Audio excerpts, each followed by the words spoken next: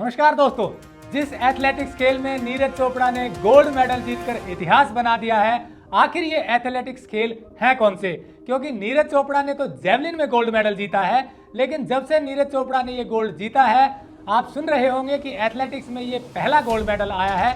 तो चलिए इस वीडियो में हम आपको बताते हैं कि एथलेटिक्स में कौन कौन से खेल शामिल हैं, इनमें कुल कितने मेडल दिए जाते हैं और विश्व में इन खेलों के क्या रिकॉर्ड हैं और अपने भारतीय खिलाड़ियों के क्या रिकॉर्ड हैं और एथलेटिक्स में गोल्ड मेडल जीतना कितनी बड़ी उपलब्धि है। आपको ये फिल्म इसलिए भी देखनी चाहिए ताकि यदि आप अपने बच्चे को एथलेटिक्स में भेजना चाहते हैं तो आपको ये फिल्म देखकर पूरी जानकारी एथलेटिक्स की हो जाएगी। तो चलिए शुरू करते हैं। सबसे पहले जानते हैं कि एथलेटिक्स गेम है क्या। एथलेटिक्स खेलों को ट्रैक एंड फील्ड गेम भी कहा जाता है। मोटी भाषा में समझे तो दौड़ने वाले ट्रैक पर होने वाली सारी दौड़ और ट्रैक के अंदर के मैदान पर खेले जाने वाले गेम एथलेटिक्स गेम कहे जाते हैं। इसके अलावा 20 और 50 किलोमीटर की वॉक और 42 किलोमीटर की मैराथन दौड़ और डेकाथलन और हेप्टाथलन भी एथलेटिक्स खेलों में शामिल है। दौड़ की बात करें तो इसमें शामिल है 100 metre, 200 metre, 400 metre, 800 metre, 1500 metre, 3000 metre steeple chase, 5000 metre और 10,000 मीटर की रेस। इसके साथ ही पुरुषों की 110 मीटर बाधा दौड़, महिलाओं की 100 मीटर बाधा दौड़, 400 मीटर महिला और पुरुष की बाधा दौड़, 4 गुना 100 मीटर रिले रेस, 4 गुना 400 मीटर रिले रेस और 4 गुना 400 मीटर मिक्स रिले रेस इन दौड़ में शामिल है। इसके बाद महिला और पुरुषों की 20 किलोमीटर की वॉक और 42 किलोमीटर की मैराथन दौड़ और 50 किलोमीटर पुरुषों की वॉक एथलेटिक्स में शामिल है। अब फील्ड खेलों की बात करते हैं जो ट्रैक के अंदर खेले जाते हैं। इसमें long jump, high jump, triple jump, pole vault, discus throw, shot put, hammer throw और जैवलिन थ्रो। जी हाँ, वही जैवलिन जिसमें नीरज चोपड़ा ने इतिहास रच दिया है। एथलेटिक्स में एक और जबरदस्त खेल शामिल है जिसे डेकाथलन और हेप्टाथलन कहते हैं। डेकाथलन पुरुष खिलाड़ियों के लिए होता है, इसमें कुल 10 इवेंट होते हैं और हेप्टाथलन जो महिला खिलाड़ियों के लिए होता है, इसमें 7 इवेंट होते हैं। डेकाथलन में 100 मीटर की दौड़, long jump, high jump, shot put, 400 metre दौड़, 110 मीटर बाधा दौड़, discus throw, pole vault, javelin और 1500 मीटर की दौड़ शामिल है। मतलब इन 10 खेलों में सबसे ज्यादा कुल स्कोर जो खिलाड़ी बनाएगा वो गोल्ड मेडल जीतता है। डेकाथलन में गोल्ड मेडल जीतने वाले खिलाड़ी को सुपर एथलीट भी कहा जाता है। हो भी क्यों न, 10 खेलों में आगे आने के लिए कितनी ताकत चाहिए आप खुद समझ सकते हैं। इसी तरह हेप्टाथलन में भी महिला खिलाड़ियों को 2 दिन में 7 इवेंट में भाग लेना होता है, जिसमें 100 मीटर बाधा दौड़, high jump, shot put, 200 metre दौड़, लॉन्ग जंप, जैवलिन थ्रो और 800 मीटर की दौड़ शामिल है। इन 7 इवेंट में जिस महिला खिलाड़ी का कुल स्कोर ज्यादा होता है वो हेप्टाथलन में गोल्ड मेडल जीत लेती है।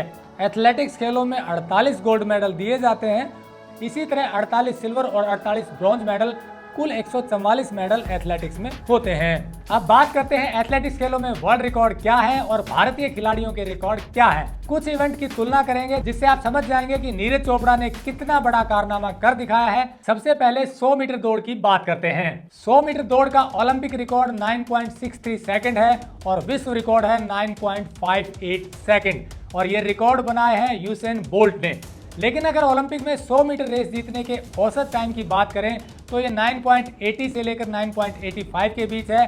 टोक्यो में 100 मीटर रेस 9.80 सेकंड में पूरी कर इटली के खिलाड़ी ने गोल्ड मेडल जीता था और हमारे खिलाड़ी का बेस्ट टाइम है 100 मीटर का 10.21 सेकंड। मतलब हम कहीं आसपास भी नहीं है। अब बात करते हैं 400 मीटर दौड़ की। इसमें वर्ल्ड रिकॉर्ड है 43.03 सेकंड और ये वाइडे वैन निकेकने ने बनाया है और ओलंपिक में 400 मीटर की रेस जीतने के लिए औसत समय है 43.80 से लेकर 44 सेकंड के बीच और टोक्यो ओलंपिक में 43.85 सेकंड में 400 मीटर रेस कर गोल्ड मेडल जीता गया था।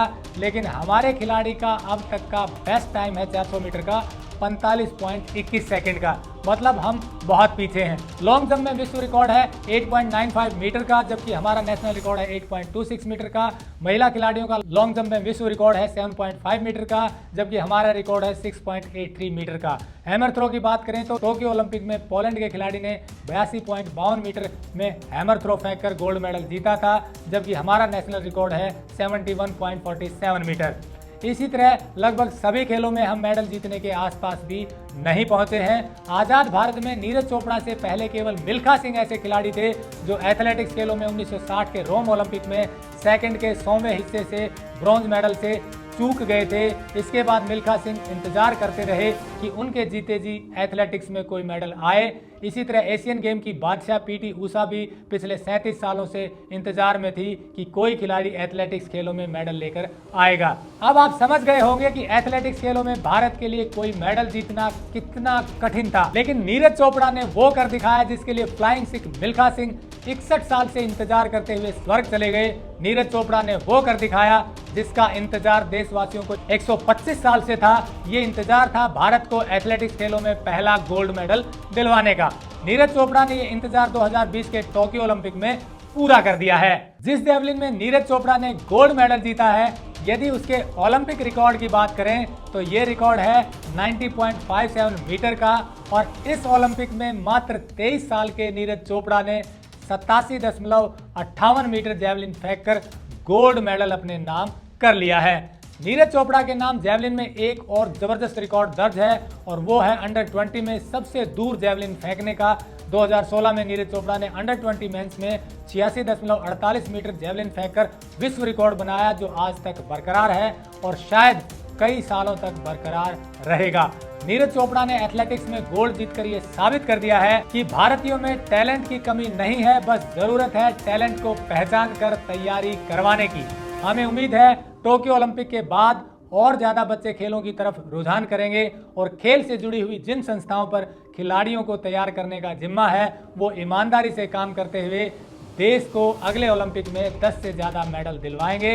मेडल जीतने की इसी उम्मीद के साथ आपको ये जानकारी अच्छी लगी होगी, ऐसी हमें उम्मीद है। यदि अच्छी लगी हो तो ये फिल्म ज़्यादा से ज़्यादा शेयर करें और चैनल को लाइक और सब्सक्राइब करना ना भूलें, ताकि आगे भी हम आपके लिए ऐसे ही जानकारी भरे वीडियो लाते रहें।